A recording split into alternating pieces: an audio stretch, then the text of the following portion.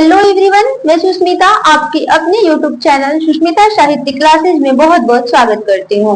आज हम हाजिर हैं एक नई वीडियो के साथ। आज की वीडियो में हम व्यंजन वर्ण को पढ़ने वाले हैं। इससे पहले की वीडियो में मैंने वर्ण और स्वर वर्ण आपको पढ़ा दिया है, तो आप उस क्लास को जाके जरूर देखें। आज की वीडियो में हम व्यंजन वर्ण पढ़ेंगे। तो व्यंजन वर्ण क्या होते हैं, सबसे पहले हम यहीं से शुरुआत करते हैं। व्यंजन वर्ण की परिभाषा, ऐसे वर्ण जो स्वर की सहायता से बोले जाते हैं उन्हें व्यंजन वर्ण कहते हैं। जैसा कि आपको पता है, स्वर वर्णों का उच्चारण स्वतंत्र होता है, लेकिन व्यंजन वर्ण का उच्चारण स्वर की सहायता से होता है। अब इसको उदाहरण के द्वारा हम समझते हैं। जैसे एग्जाम्पल लीजिए, क। जब आप इसे क को बोलते हैं, उच्चारण करते हैं, तो क करते करते आप देखेंगे कि लास्ट में अ की मात्रा आने लगती है। यानी यह जो क है यह अकेला नहीं है, इसमें क और अ जुड़ा हुआ है।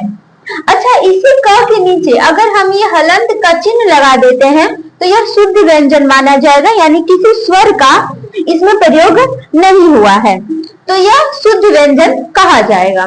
तो व्यंजन वर्ण आप समझ चुके होंगे, ऐसे वर्ण होते हैं जो स्वर की सहायता से बोले जाते हैं। व्यंजन वर्ण के जब हम भेद पढ़ेंगे तो इसमें भेद दो तरह से पढ़ेंगे, दो आधार पे पढ़ेंगे। एक पढ़ते हैं अभ्यांतर प्रयत्न के आधार पर और दूसरा पढ़ते हैं बाह्य प्रयत्न के आधार पर। अभ्यांतर प्रयत्न के आधार पर व्यंजन के भेद होते हैं स्पर्श व्यंजन, अंतस्थ व्यंजन, उष्म व्यंजन, अर्धस्वर, पार्श्विक, लुंठित या प्रकंपित व्यंजन, अनुनासिक। स्पर्श व्यंजन आप जब व्यंजन वर्ण पढ़ते हैं तो उसमें से क वर्ग यानी क, ख, ग, घ, च वर्ग च, छ, ज, ऐसे ट वर्ग ट, ठ, ड, ढ, त वर्ग और प वर्ग, ये स्पर्श व्यंजन कहे जाते हैं। अंतस्थ व्यंजन य, र, ल और व होते हैं। उष्म व्यंजन तलाभिषा, मूर्धन्यषा, दांतिषा और ह होते हैं। इसमें से अर्धस्वर होते हैं य और व। पार्श्विक व्यंजन ल होता है और लुंठित व्यंजन र होता है। यूजीसी नेट के एग्जाम में एक साल के प्रश्न में यह आया था, लुंठित व्यंजन कौन सा है, तो यह इंपॉर्टेंट है, ये एक बार आप लोग अपने नोट्स में जरूर नोट करें। लुंठित व्यंजन र होता है। इसके अलावा अनुनासिक प्रत्येक वर्ग का अंतिम वर्ण होता है, यानी क वर्ग का अंग, च वर्ग का य, ट वर्ग का ण, त वर्ग का न और प वर्ग का म, यह प्रत्येक वर्ण का अंतिम वर्ण होता है अनुनासिक। बाह्य प्रयत्न के आधार पर व्यंजन के चार भेद होते हैं। अघोष व्यंजन प्रत्येक वर्ग का पहला और दूसरा वर्ण, प्रत्येक वर्ग का पहला और दूसरा वर्ण। सघोष प्रत्येक वर्ग का तीसरा, चौथा और पांचवा वर्ण। इसको एक बार याद रखिए आप। अघोष वर्ण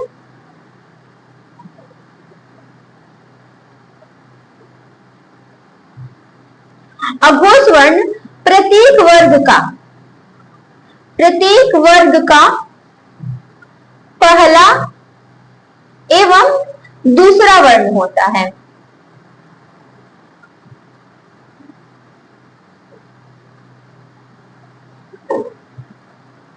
वही सघोष वर्ण प्रत्येक वर्ग का तीसरा, चौथा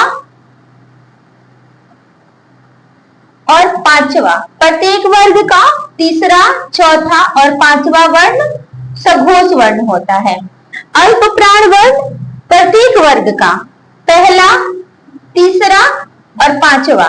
तो मैंने एग्जाम्पल में क, ग और अंग लिया है। इसका एग्जाम्पल अल्प प्राण का च, ज,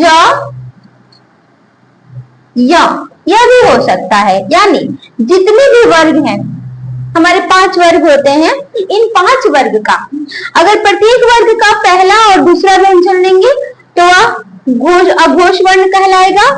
सघोष वर्ण प्रत्येक वर्ग का तीसरा, चौथा और पांचवा सघोष कहलाएगा।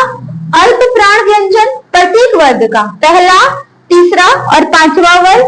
महाप्राण वर्ण दूसरा और चौथा, प्रत्येक वर्ग का दूसरा और चौथा वर्ण कहलाएगा महाप्राण वर्ण।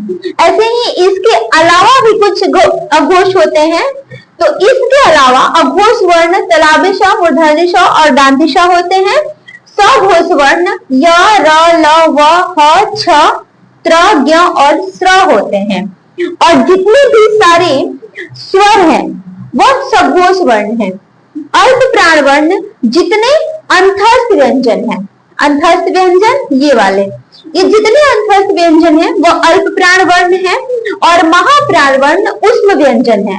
उष्म व्यंजन जितने उष्म व्यंजन है यह महाप्राण वर्ण की, जितने उष्म व्यंजन है वो महाप्राण वर्ण भी कहलाएंगे। तो आशा है आज की वीडियो में आप व्यंजन वर्ण को भी बेहतर तरीके से समझ गए होंगे।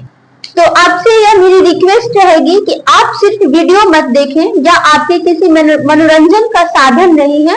आप जब भी वीडियो देखें आप पेन और कॉपी लेके बैठे, इसके नोट्स बनाएं और अगली वीडियो इससे जुड़ी हुई जितनी भी है उसको देखें। तो इस वीडियो में मैंने व्यंजन वर्ण पढ़ाया, इसके बाद आप स्वर वर्ण की भी वीडियो जरूर देखें। तब तक के लिए मिलते हैं जल्दी नई वीडियो के साथ। Thanks for watching.